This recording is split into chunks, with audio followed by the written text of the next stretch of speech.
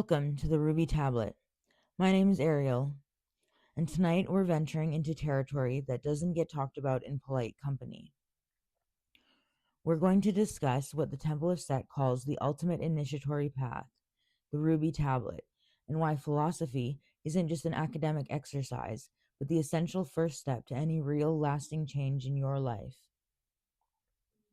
Before we go any further, I need to address something. When you hear the Temple of Set, a lot of people, understandably, have images that come to mind. Cults, dark rituals, devil worship. That's not what this is. The Temple of Set is perhaps the most sophisticated philosophical organization you've never heard of. It was founded in 1975 by Michael Aquino and former members of the Church of Satan who found that organization's framework limiting. They wanted something deeper, something that could actually transform a person from the inside out. The Ruby Tablet is the philosophical foundation of this initiatory path. Think of it as a map, but it's not a map of the physical world. It's a map of consciousness, of self-evolution, of what the temple calls Xeper. And that's where philosophy comes in. You see, the Ruby Tablet isn't a grimoire of spells. It's not about casting curses or summoning demons. It's about one thing: understanding yourself so completely that you can consciously choose who you become. Philosophy is the first step to any real change. Let's unpack that statement, because if you've ever felt stuck, like you're just reacting to life instead of living it, you're going to want to hear what the Ruby Tablet has to say. Here's the premise. Most people go through life half asleep. They're shaped by their circumstances, their upbringing, the expectations of others. They never stop to ask, who am I? What do I actually want? What am I capable of becoming? The Setian path says, wake up. And the first step to waking up, the first step to any meaningful self-development, is philosophy. Not the kind you find in dusty textbooks, the kind that makes you uncomfortable, the kind that forces you to examine everything you thought you knew. The Ruby Tablet contains an essay called Ancient Egyptian Philosophy by Michael Aquino that challenges our entire Western way of thinking. It asks, what if the Egyptians had it right all along? But let's back up. Before we dive into the details, we need to understand what this path actually is. The Temple of Set describes itself as an initiatory institution dedicated to one thing: the affirmation and evolution of the individual consciousness to divine essence and immortality. That's not hyperbole. They mean it literally. The goal is self-deification, and the Ruby Tablet is the foundation upon which that goal is built. So let's start at the beginning. What is the Ruby Tablet? Where did it come from? And why should you care? The Temple of Set organizes its teachings into 3 tablets. First, there's the Crystal Tablet, which contains the core magical documents, the rituals, the practices of greater black magic. This is the active, operative side of the tradition. Second, there's the Onyx Tablet, which deals with the organizational structure, the governance of the temple itself. And then there's the Ruby Tablet. The Ruby Tablet is the philosophical heart. It's where you begin. It's where you have to begin. Here's why this matters. The temple learned a hard lesson in its early years. They found that when new members jumped straight into the magical practices, the rituals, the visions, the greater black magic, they were getting lost. They were having visions and hearing sounds without having done the foundational work first. The result? Confusion, self-deception, spiritual bypassing. Too many new Setians seem to get headfirst straight into greater black magic without giving proper attention to magical philosophy first. So the temple moved those magical texts out of the Crystal Tablet and into the Ruby Tablet. Not because they're less important, but because they need to be understood in their proper philosophical context. Think of it this way. You wouldn't hand someone a surgical scalpel and say, go operate. You would teach them anatomy first. You would teach them why you make the cut where you do. The Ruby Tablet is the anatomy lesson. The key text in the Ruby Tablet is Aquino's essay on ancient Egyptian philosophy, and this is where things get interesting. Aquino argues that the ancient Egyptians had a fundamentally different way of thinking than we do. Western thought, what he calls algebraic thinking, is about cause and effect, linear progression, breaking things down into components. Egyptian thought was geometric. It was about patterns, about wholeness, about understanding reality through connections and associations rather than isolated causes. Here's an example. Egyptian statues weren't just art. They weren't even just symbols. They were considered living presences, actual manifestations of the divine being they represented. This isn't primitive superstition. It's a fundamentally different understanding of reality. The Egyptians saw the universe as alive, animated by conscious principles called neteru. Everything was connected. A dream was just as real as waking life, because anything that could affect your mind was real. This is what the ruby tablet calls the geometric mind, and it's the foundation of the Setian path. Why? Because if reality is made of patterns and connections, then change doesn't come from causal force. It comes from understanding the pattern. It comes from aligning your consciousness with the truth of your own being. Now, you might be thinking, that sounds like spiritual mumbo jumbo. What does this have to do with self-development? Here's the connection. Western philosophy, the algebraic mind, tends to see the self as a collection of parts. Childhood trauma plus genetics plus environment equals who you are. Change one part and you can change the whole. But the Egyptian view, the geometric mind, sees the self as a pattern, a coherent whole that you can't reduce to its parts. Change doesn't come from fixing broken pieces. It comes from understanding the pattern so deeply that you can consciously reweave it. This is where we get to the heart of Setian philosophy. Xeper. Xeper is an ancient Egyptian word that means I have come into being or to become. It's pronounced Kheffer, Xeper, and it's represented in Egyptian hieroglyphics as the scarab beetle. And this one concept is the key to the entire ruby tablet. Let me read you something. Xeper is the experience of an individual psyche becoming aware of its own existence and deciding to expand and evolve that existence through its own actions. This isn't passive growth. This isn't time heals all wounds. This is intentional, conscious, self-directed evolution. The Setian path says, you are not a finished product. You are not even a fixed identity. You are a process, a becoming, and you can choose the direction of that becoming. Here's the radical part. Xeper isn't about becoming better in a moral sense. It's not about becoming more kind, more generous, more spiritual by conventional standards. It's about becoming more of who you truly are. It's about actualizing your potential, whatever that potential is. This is what the temple calls isolate intelligence, or the black flame. It's the essential core of self-consciousness that every human being possesses, but most people never truly discover it, let alone develop it.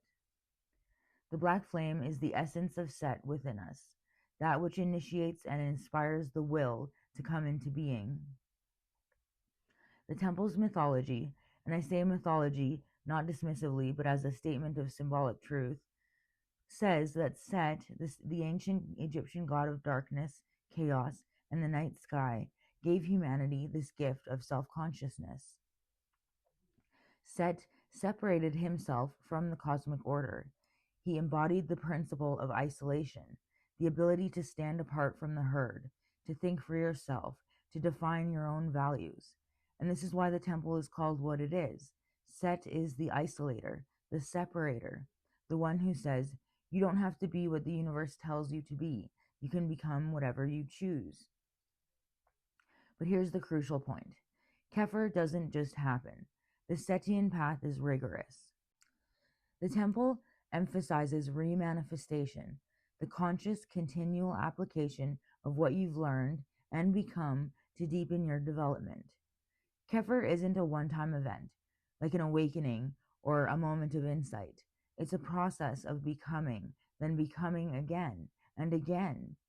Each cycle deepens your self-understanding and expands your capacity for further evolution. This is where the Ruby Tablet's philosophy connects to practice. You can't just will yourself to become something new. You have to understand the underlying principles.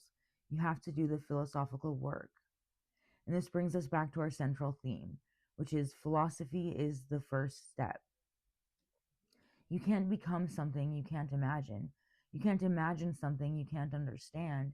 And you can't understand yourself without doing the work of self-examination. The Ruby Tablet provides the framework for that examination. Let me tell you a story. The Temple of Set has a history of members who got too eager too fast. They wanted the power, they wanted the experiences, they wanted to become gods, but they didn't want to do the philosophical work. According to temple sources, some members fell into a state of petty egotism. They got inflated by their own supposed spiritual progress. They became more concerned with status, the degrees, the titles, the recognition, than with actual transformation. And let's be real, it doesn't make anyone better if they receive a fancy medallion unless they truly manifest the appropriate dignity and state of being that the symbol is meant to stand for. This type of thing is exactly what philosophy prevents. Philosophy isn't just abstract thinking. It's the practice of self-examination. It's the discipline of questioning your assumptions, your motivations, your desires. Without it, any power that you acquire, and the Setian path does promise power, becomes a trap. It becomes just another source of ego gratification. You become what the occultist Israel Regardie warned about, someone whose base functions find their way out in a much less desirable form, because they've repressed them instead of understanding them. The Ruby Tablet's ancient Egyptian philosophy essay forces this kind of reflection. It asks, what if the world isn't a collection of separate things that interact mechanistically? What if reality is a web of meaning and connection that you participate in? If you take that seriously, really seriously, you have to rethink everything. Your relationship to others, your goals, your understanding of yourself. This isn't just interesting philosophy, it's a practice, one that over time transforms how you experience reality. Let me give you a concrete example. The Egyptian concept of Ma'at is central to the philosophy of the Ruby Tablet. Ma'at is usually translated as justice or truth, but it's bigger than that. It's the principle of cosmic order. It's the idea that there's a right way for things to be, and that you, yes, you, are responsible for aligning yourself with it. Here's the kicker. In ancient Egypt, the government and political systems were responsible for their ethics to the Neteru, not to the people. There was no concept of individual rights against the government, because government was viewed as a system ordered by the Neteru. That might sound oppressive, but think about it from the perspective of the geometric mind. If reality is a coherent whole, and you're part of it, then your rights are never the primary concern. Your responsibility to maintain the order of the universe is.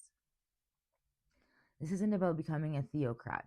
It's about understanding that you can't separate yourself from the web of meaning you inhabit. Your development isn't just about you, it's about your place in the whole. The Ruby Tablet is asking, what is your Ma'at? What is your truth? What is your contribution to the order of things? And it's asking you to answer those questions before you reach for power.